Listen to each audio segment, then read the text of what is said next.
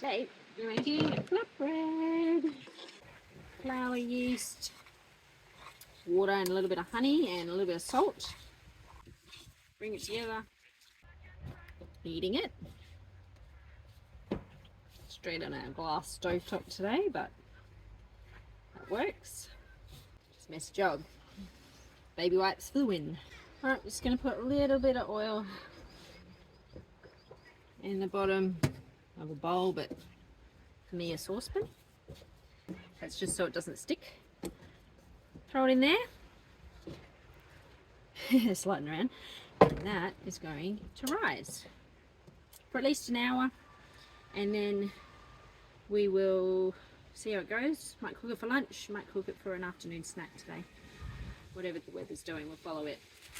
So, time to cook our flatbread. It's risen, and I've made it super thin, so it's ready to go on the plate. Onto the fire it goes, and it cooks nicely on the grill plate.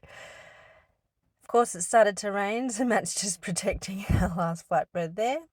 We served it with some butter, relish, and some dip.